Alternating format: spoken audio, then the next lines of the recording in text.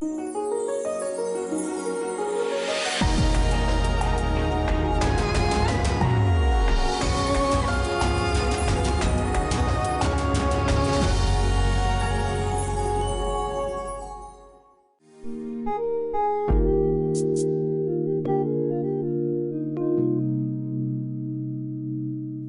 yang baik, terkadang saat kita sedang menghadapi masalah, seringkali kita kehilangan rasa damai sejahtera dan sukacita.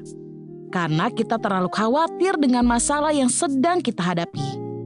Ingatlah, kekhawatiran yang berlebihan tidak akan menyelesaikan masalah tersebut. Sebaliknya, dengan kita menyerahkan segala kekhawatiran kita kepada Tuhan, barulah kita dapat merasakan damai sejahtera dan sukacita di tengah masalah yang sedang kita hadapi.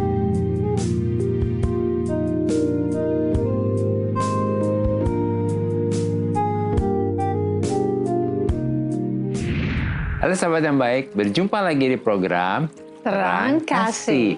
Nah, kita sudah saksikan video pembuka ini ya, supaya hari-hari ini kita serahkan semua kekhawatiran kita hanya kepada Tuhan ya. Jadi kita jangan dikuasai oleh kekhawatiran ya. Dan tema kita hari ini adalah serahkan segala kekhawatiranmu kepada Tuhan. Nah sahabat yang baik, mari kita berdoa ya. Kita mau datang kepada Tuhan supaya benar-benar firman Tuhan ini membuat kita mengerti untuk kita mau menyerahkan semua kekhawatiran kita kepada Tuhan ya. Kita berdoa. Bapa, kami bersyukur Kau mengingatkan kepada kami supaya kami menyerahkan segala kekhawatiran kami kepadamu Tuhan. Biarlah hari ini melalui firman Tuhan ini kami dibebaskan dari ketakutan, dari kekhawatiran, dan kami menang dari segala kekhawatiran. Di dalam nama Yesus kami berdoa. Amin. Amin. Sebelum kita membaca firman Tuhan, mari kita katakan apa kata Tuhan tentang diri kita. Bahwa saya spesial di mata Tuhan. Saya berharga di mata Tuhan. Saya sangat dikasihi Tuhan. Kehidupan saya dan masa depan saya bersama Tuhan adalah sungguh amat baik. Katakan amin. Amin. Nah, sahabat yang baik, mari kita baca firman Tuhan ini dari 1 Petrus pasal yang ke-5, ayat yang ke-7 sampai dengan yang ke-8. Demikian firman Tuhan. Serahkanlah segala kekhawatiranmu kepadanya, sebab ia memelihara kamu. Sadarlah dan berjaga-jagalah. Lawan musuh iblis berjalan keliling, sama seperti singa yang mengaum-ngaum dan mencari orang yang dapat ditelannya. Mari kita baca dalam versi The Passion Translation 1 Petrus 5 ayat 7-8. Demikian firman Tuhan. Serahkan kepadanya semua kekhawatiranmu dan apa yang membuatmu tertekan dan tinggalkan semua itu di sana. Karena dengan lembut dia selalu memelihara kamu. Jadilah seimbang dan selalu waspada karena musuhmu, iblis, tidak henti-hentinya berjalan berkeliling seperti singa yang mengaum-ngaum mencari mangsa. Tuhan sedang mengingatkan supaya kita sebagai orang beriman menyerahkan atau mempercayakan kepada Tuhan segala sesuatu yang selama ini menjadi kekhawatiran kita dan yang membuat kita tertekan. Seperti masalah keuangan, kesehatan, keluarga, pekerjaan, bisnis, bahkan masa depan kita. Atau segala sesuatu yang kita anggap lebih besar, lebih berpengaruh, dan lebih berkuasa daripada Tuhan. Kemudian tinggalkan semua di sana. Artinya, tinggalkan semua masalah yang membuat kita khawatir dan stres ini kepada Tuhan. Amen. Atau di tempatnya Tuhan. Karena kita percaya bahwa dengan lembut Tuhan selalu memelihara kita. Oleh karena itu kita harus selalu waspada, yaitu sadar dan berjaga-jaga bahwa iblis musuh kita selalu berjalan keliling seperti singa yang mengaum-ngaum mencari mangsa yang dapat ditelannya. Nah ini dia ya, iblis berjalan berkeliling mengaum-ngaum mencari mangsa dapat ditelannya ya. Artinya kata dapat ditelan itu kata pino dalam bahasa Yunani adalah iblis mencari orang-orang yang dapat dirusak, dihancurkan, dan dibinasakan. Jadi pekerjaan iblis setiap hari adalah berjalan-jalan keliling seperti singa yang mengaum-ngaum. Mencari apa? Mencari orang yang dapat dirusak, dihancurkan, dan dibinasakan. Karena pekerjaan iblis adalah mencuri, membunuh, dan membinasakan. Ada dalam Yohanes pasal 10 ayat 10a. Jadi sebagai orang beriman kita harus mengerti, menyadari, waspada, sadar dan berjaga-jaga bahwa pekerjaan iblis setiap hari adalah berjalan keliling untuk mencuri sukacita, damai sejahtera, dan kebahagiaan kita, untuk membunuh iman dan pengharapan kita kepada Tuhan, dan untuk membinasakan kita supaya kita terpisah dari Tuhan, kehilangan keintiman dengan Tuhan, dan kehilangan hidup yang kekal. Oleh karena itu, kita harus memperhatikan bahwa kebenaran firman Tuhan mengatakan bahwa iblis mencari orang yang dapat ditelan. Apa artinya? Iblis hanya mencari orang yang dapat ditelan, berarti ada orang yang tidak dapat ditelan oleh iblis. Amin ya. Dan hanya orang tertentu yang dapat ditelan oleh iblis. Berarti tidak semua orang dapat ditelan oleh iblis. Jadi supaya kita tidak dapat ditelan oleh iblis, maka setiap saat, setiap waktu, dan setiap hari kita harus menyerahkan dan mempercayakan kepada Tuhan segala sesuatu yang selama ini menjadi kekhawatiran kita dan yang membuat kita tertekan. Kemudian tinggalkan semua masalah yang membuat kita khawatir dan stres ini kepada Tuhan, yaitu tinggalkan di tempatnya Tuhan. Amin ya, Amin. Tinggalkan di tempatnya Tuhan. Jangan diambil lagi ya. Jangan dibawa lagi. Amin. Oleh karena itu kita harus selalu waspada nih, yaitu sadar dan berjaga-jaga supaya sebagai orang beriman kita tidak mudah khawatir dan menjadi stres. Kemudian kita juga harus menolak untuk menjadi khawatir dan stres oleh segala masalah, situasi, dan kondisi yang ada di sekitar kita. Sebab begitu kita ada dalam area negatif, yaitu khawatir dan stres, maka kita sedang membuka celah untuk menjadi mangsa dari iblis itu. Jadi supaya kita tidak menjadi mangsanya iblis, maka kita harus selalu waspada, yaitu sadar dan berjaga-jaga untuk selalu memilih dan memutuskan supaya terus fokus ada di area yang positif, yaitu hidup dalam kerajaan Allah, yang adalah hidup dalam kebenaran, damai sejahtera, dan sukacita yang dikerjakan oleh Roh Kudus. Sehingga kita tidak bisa dikuasai oleh kekhawatiran dan stres. Maka kita tidak bisa menjadi mangsa iblis dan iblis tidak bisa menelan kita. Amin. Amin, Ya. ya. Nah sahabat yang baik, mari kita baca firman Tuhan ini dari Roma 14 ayat yang ke-17. Dalam versi The Passion Translation. Demikian firman Tuhan. Karena kerajaan Allah bukan soal peraturan-peraturan tentang makanan dan minuman, melainkan ada di dalam dimensi Roh Kudus yang dipenuhi dengan kebenaran, damai sejahtera, dan sukacita.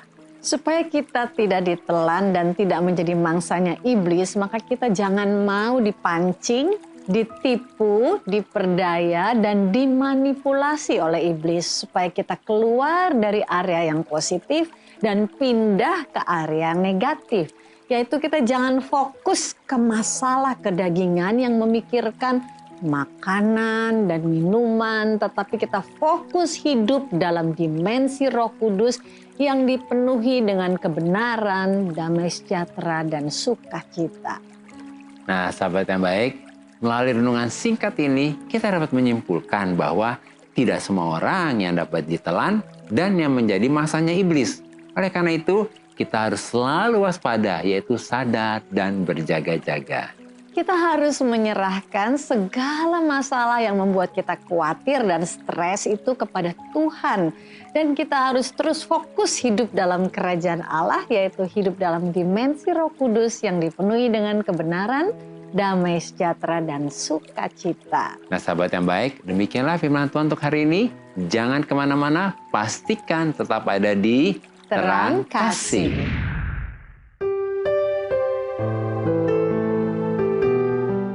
Sahabat yang baik, saya akan membacakan renungan firman Tuhan untuk terang hari ini.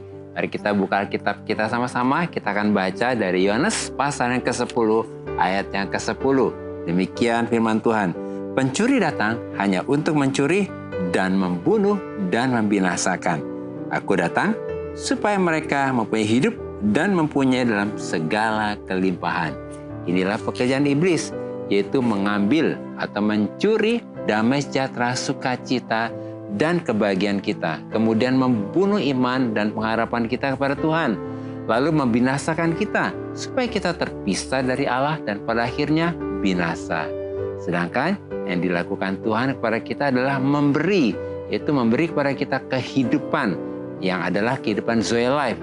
Jadi Yesus memberi kepada kita hidupnya yang berkemenangan, yang sehat, yang bergairah, yang penuh dengan damai sejahtera dan sukacita kepada kita dengan berlimpah-limpah. Yesus adalah kasih, kebenaran, terang, dan firman. Jadi ketika kita fokus hidup di dalam kasih, kebenaran, terang, dan firman Tuhan, maka kita hidup dalam hidupnya Yesus yang berkemenangan ini, yaitu yang sehat, yang bergairah, yang penuh dengan damai sejahtera dan sukacita kepada kita dengan berlimpah-limpah. Tuhan memberkati.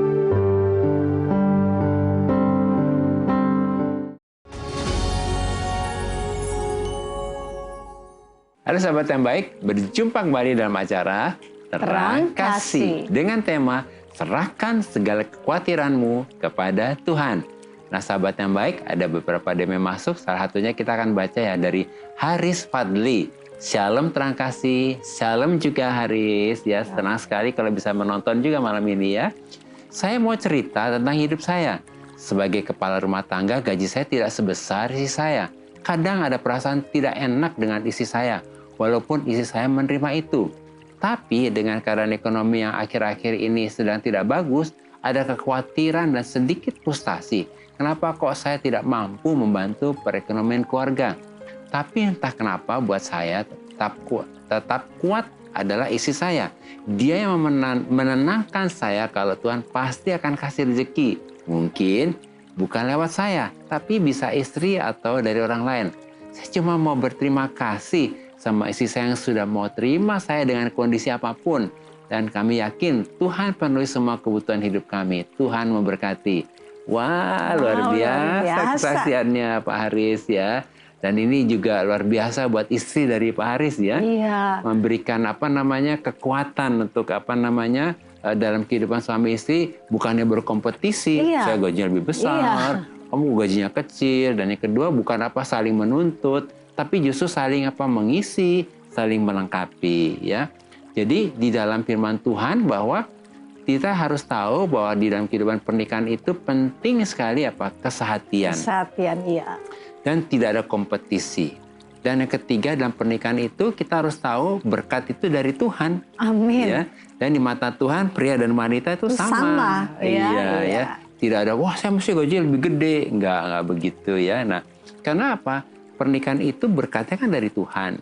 Tadi benar disampaikan ya. Bisa dari istri juga, dari mana. Yang penting adalah kita tahu semua dari Tuhan ya. Jadi kamu tambahin. Ya, kita bersyukur bahwa apa yang diutarakan di sini oleh Pak Haris ini memberikan kita satu contoh ya bahwa ternyata kehidupan kita sebagai suami istri adalah kehidupan yang saling bukan yang saling melengkapi, yang saling gitu ya. Bukan saling berkompetisi, bukan saling berkompetisi, bersaing, gitu tetapi saling menguatkan satu sama lain nah, dan kita percaya ketika ada kerukunan, ketika ada kesehatan, disitulah berkat Tuhan dicurahkan. Amin. Nah, sahabat yang baik yang lagi menyaksikan ini ya, lagi ada problem, aduh saya kok dengan suami sama istri jadi berkompetisi ya.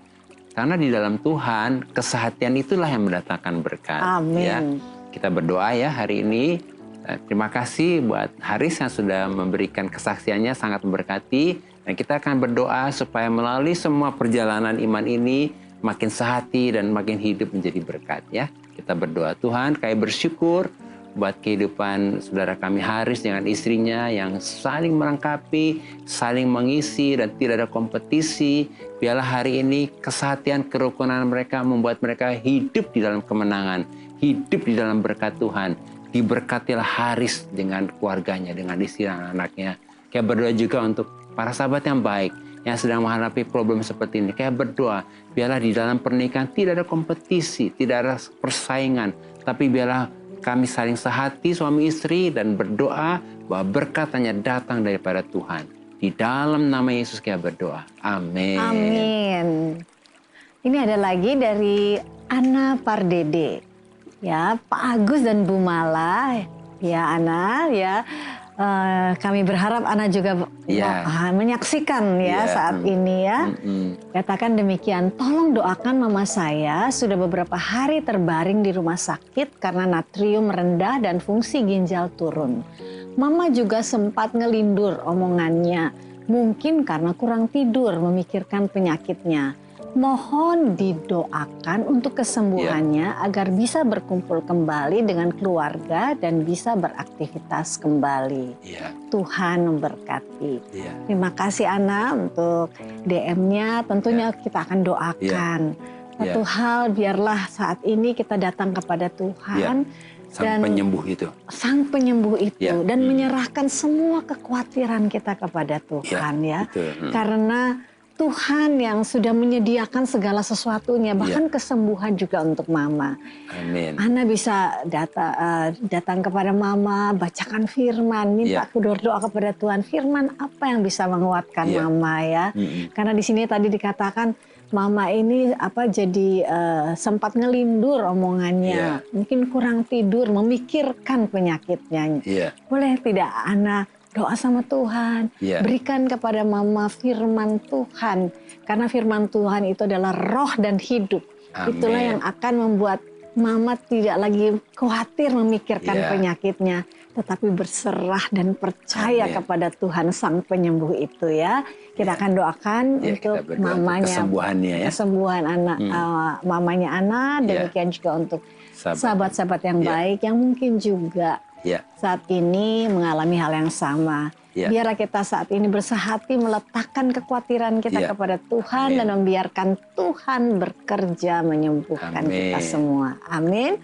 Mari kita datang berdoa. Bapa Surgawi, terima kasih untuk anakmu yang terkasih, Ana Pardede. Terima kasih Bapa sebagai seorang anak yang peduli kepada mamanya.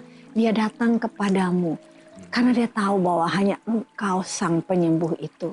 Hari ini kami mau sepakat bersama-sama untuk menyerahkan segala kekhawatiran kami. Khususnya untuk mama daripada anak ini. Kalau mama daripada anak ini memikirkan penyakitnya, khawatir akan penyakitnya saat ini. Biarlah kami bersama-sama menyerahkan semua ke dalam tangan-Mu.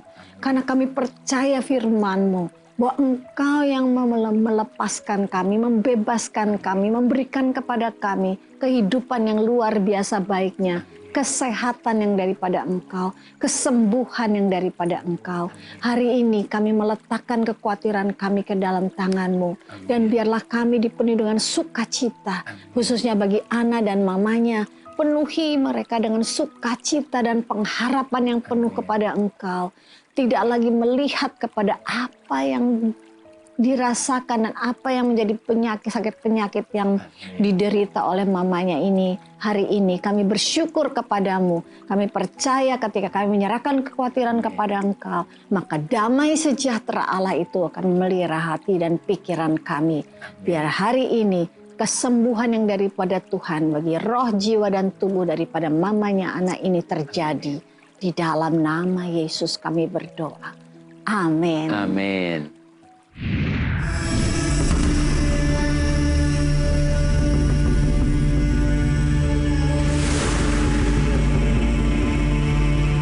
Saya sempat, Tuhan kenapa ini bisa terjadi? Kayaknya nggak adil gitu kan.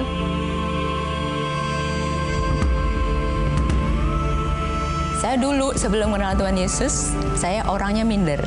Saya suka sedih, saya mengasihani diri, saya tidak percaya diri, dan saya fokusnya pada diriku sendiri.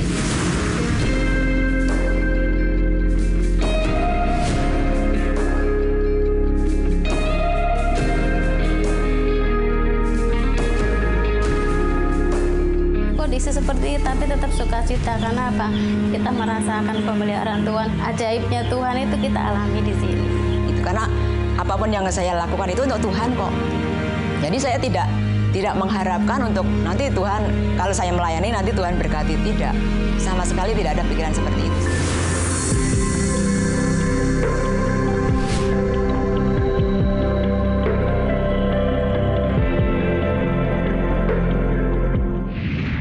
Sahabat yang baik, Jika saudara ingin memberikan kesaksian seperti tadi, silahkan DM ke Instagram @terangkasih_RTV. Agar melalui kesaksian saudara, Anda bisa menjadi berkat bagi orang lain. Tuhan memberkati. Sahabat yang baik, terima kasih buat respon dan DM-DM-nya kepada kami dalam program Terang Kasih ini. Terima kasih ya. Dan saat ini mari kita kembali diingatkan sesuai dengan renungan kita, hal-hal apa yang perlu kita ingat supaya kita dapat menyerahkan segala kekhawatiran kita kepada Tuhan. Yang pertama, kita harus segera menyerahkan semua masalah yang membuat kita takut, khawatir, dan stres kepada Tuhan. Yaitu di tempat di mana Tuhan berada. Supaya kita tidak dapat ditelan dan tidak menjadi mangsanya iblis. Sebab iblis hanya mencari orang yang dapat ditelan dan menjadi mangsanya iblis. Dan yang kedua, kita harus selalu waspada. Yaitu sadar dan berjaga-jaga bahwa pekerjaan iblis setiap hari adalah berjalan keliling untuk mencuri sukacita, damai sejahtera dan kebahagiaan kita, untuk membunuh iman, pengharapan kita pada Tuhan, dan untuk membinasakan kita. Yang ketiga, kita harus selalu waspada, yaitu sadar dan berjaga-jaga supaya kita tidak ditipu oleh iblis untuk keluar dari area positif dan masuk ke dalam area negatif. Artinya kita jangan keluar dari kerajaan Allah, yaitu hidup dalam kebenaran, damai sejahtera dan sukacita, supaya kita tidak masuk ke dalam hidup dalam ketakutan, kekhawatiran, dan stres. Nah, sahabat yang baik, apakah engkau saat ini sedang mengalami ketakutan, kekhawatiran, bahkan stres yang menekan hidupmu? Mari datang kepada Tuhan, serahkan semuanya kepada Tuhan. Dan sahabat yang baik, saat ini lepaskan dan serahkan semua masalah yang membuat engkau menjadi takut, khawatir, dan stres kepada Tuhan.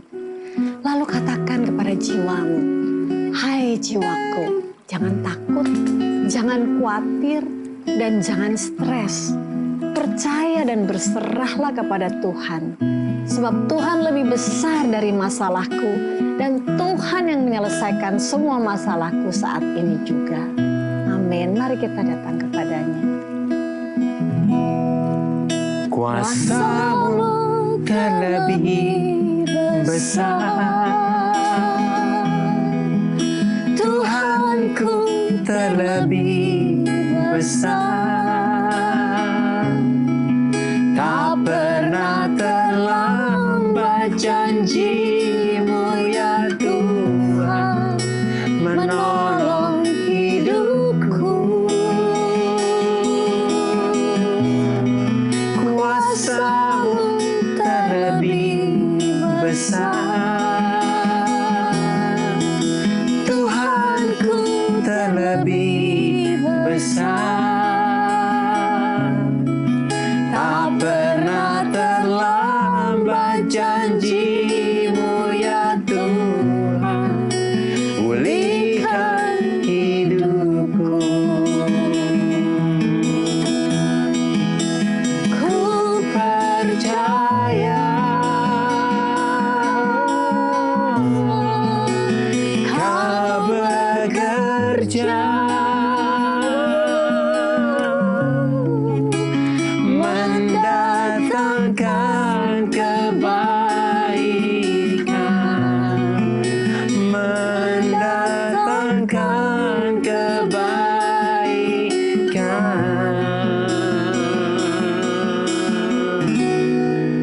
Kuasa-Mu terlebih besar.